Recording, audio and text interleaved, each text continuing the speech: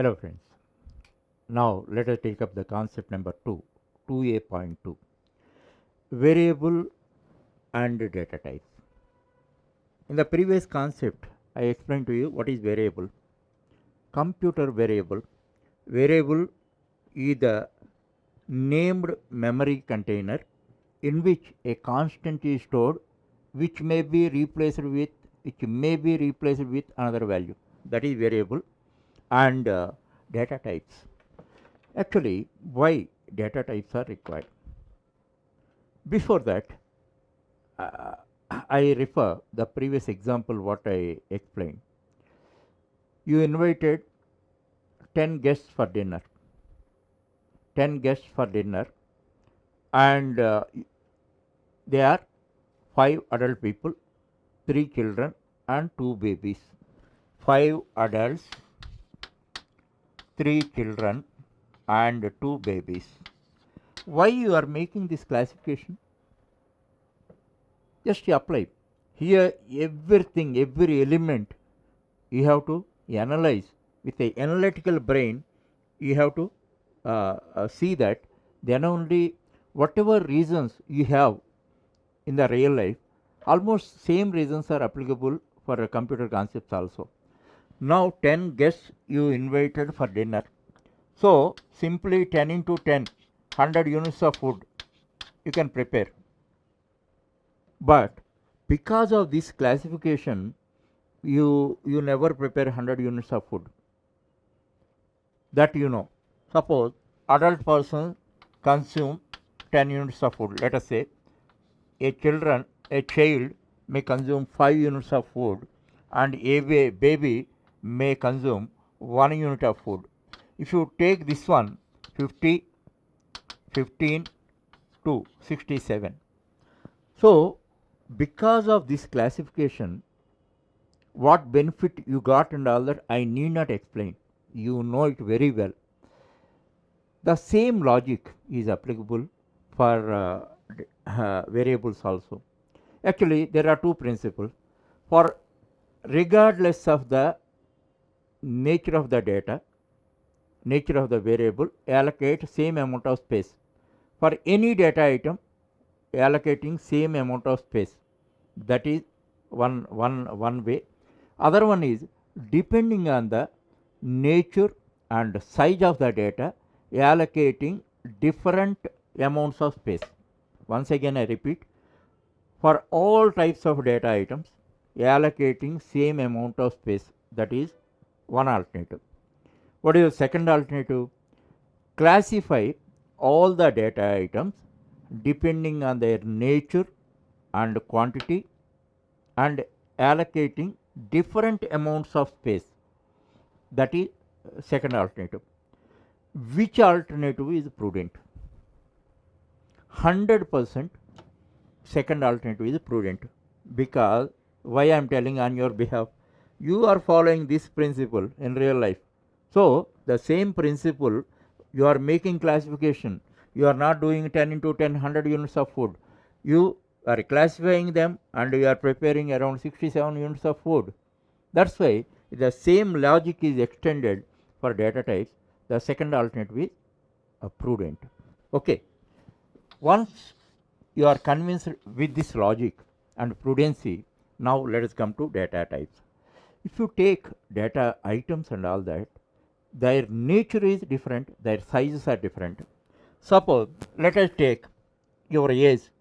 Your age, maximum how many digits may be there? Maximum. You take maximum possible age of the human being you take, never be more than 3 digits. Okay. And what about your cell number? These are 10 digits. This is a age is a whole number, and your cell number is also a whole number, an integer value.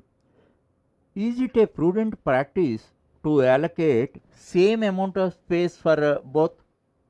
Definitely say no. Is say no.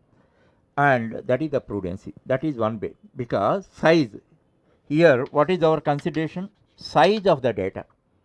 So allocating same amount of space is not prudent. Second one is nature of the data.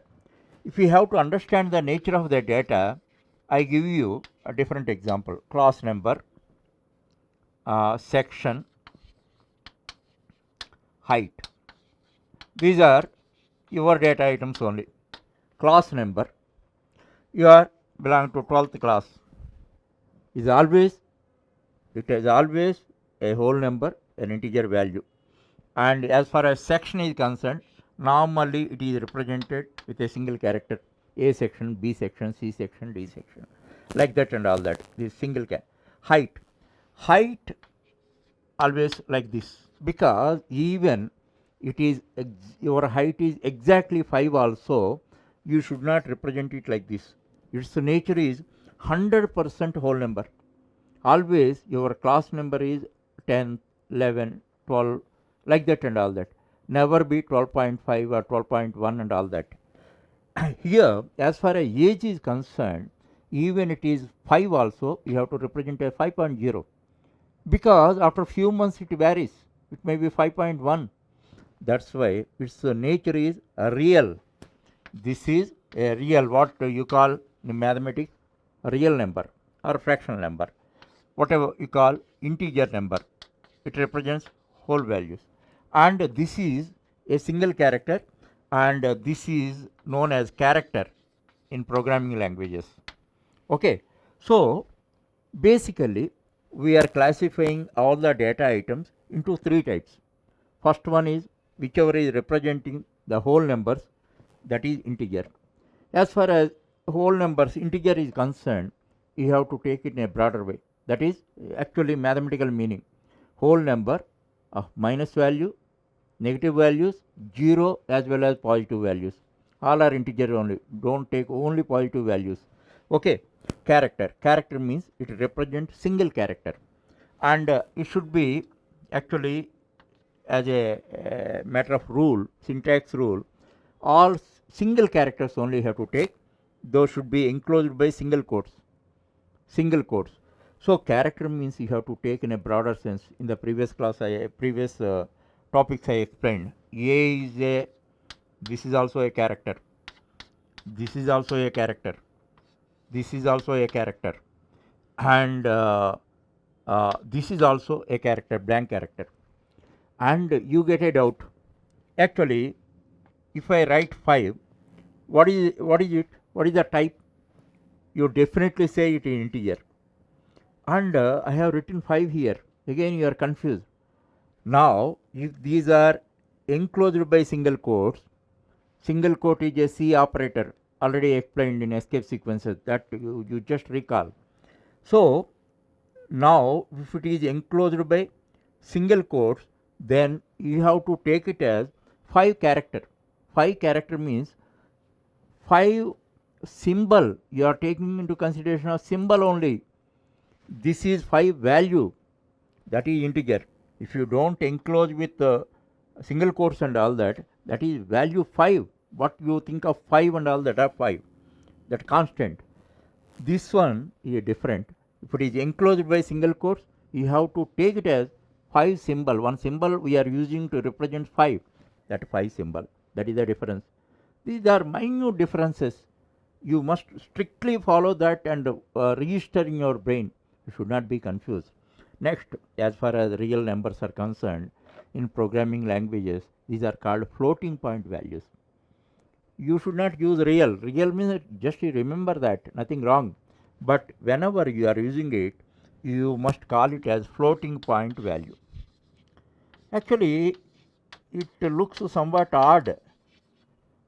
Floating point value means, what is that? You may get a doubt. Actually, in this context, we never write fractions like this. These vertical notations we never write.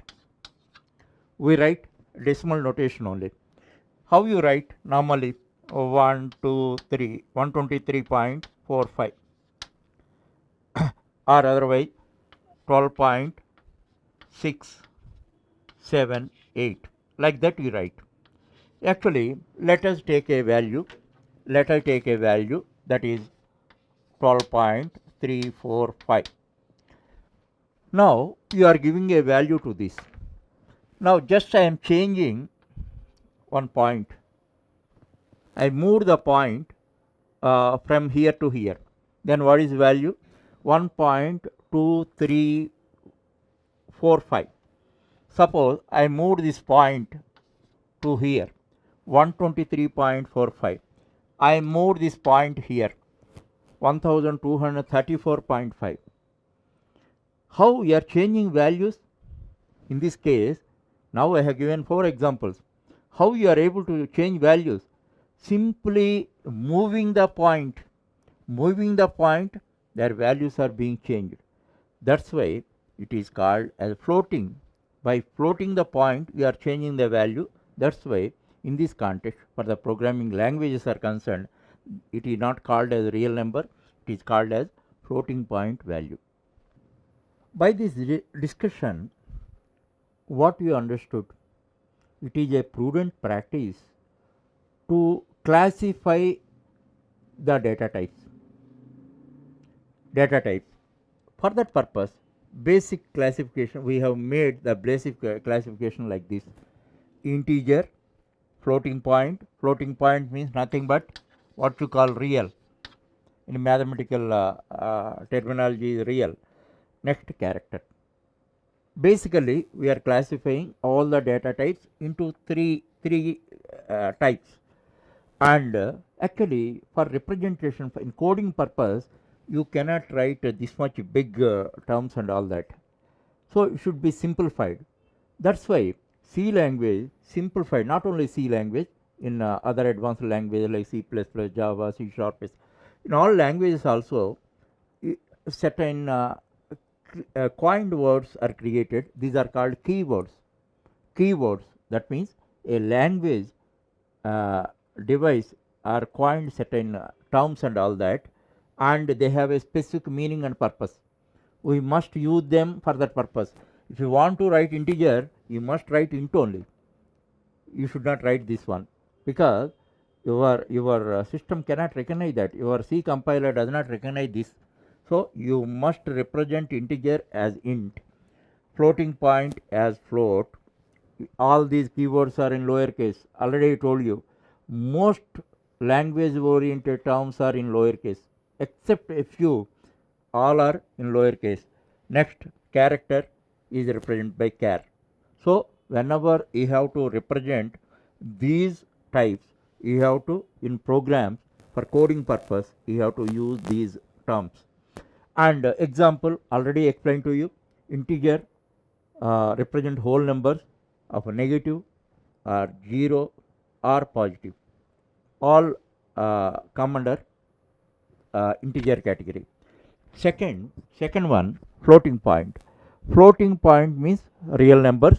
We never use vertical way and this way. 0.1, minus 1.2, here plus and minus also applicable, 12.34. These are the examples. And as far as character type is concerned, character means you have to take in a broader sense, don't limit to alphabets.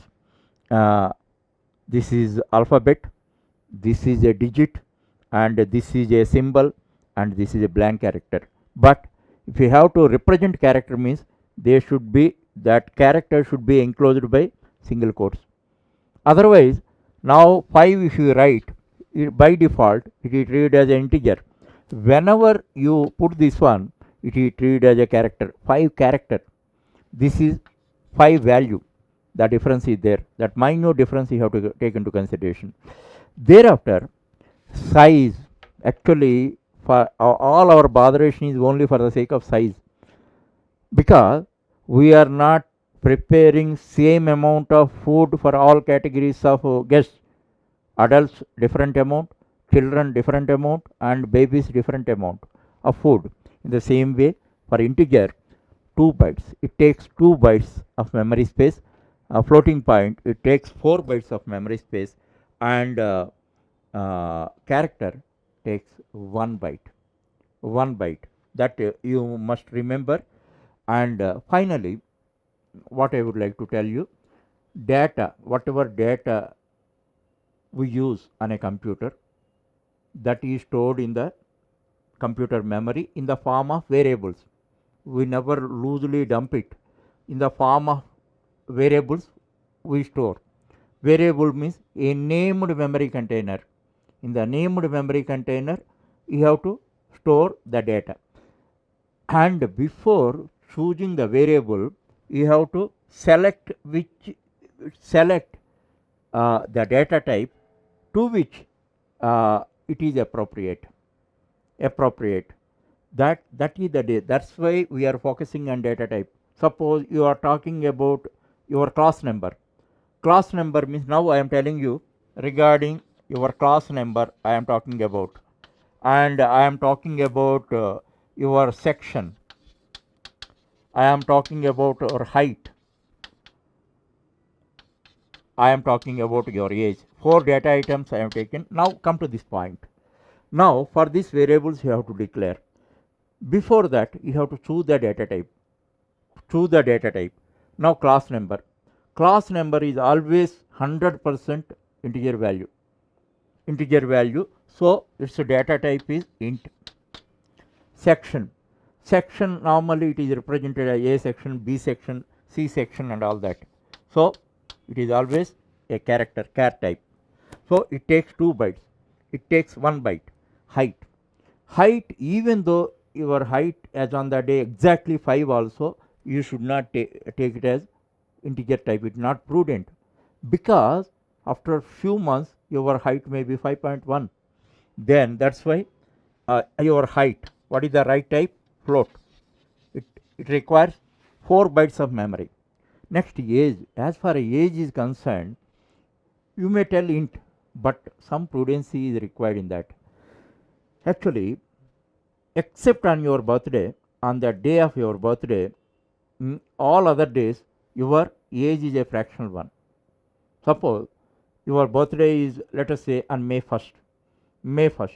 Today May 12th. So this is 21 years 12 days. It is a fraction. But as a matter of practice, we always represent a completed number of years as our age.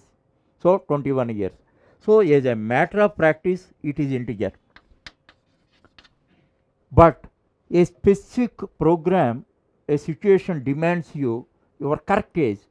That means, for example, for minimum age for the admission of 10th class is 15 years 6 months, 15.5 years.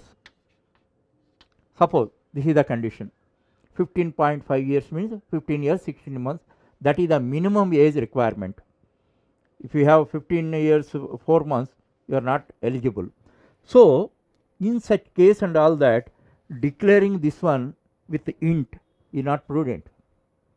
Then because this domain, this program demands it, then you have to take it as a float. In this way, there are no hard and fast rules. Depending on your requirement, you have to use the right data type. So that is the relation between variable and data type. Once again, I conclude that we store our data items in the computer memory in the form of variables. So whenever you have to create a variable, first you have to choose the right data type. Data type is the type of the container. If you want to give me water, you choose the tumbler, a glass. If you want to give me tiffin, you select a plate. So before declaring a variable, now you have to choose one of the types which is appropriate for the variable. This is the logic behind it.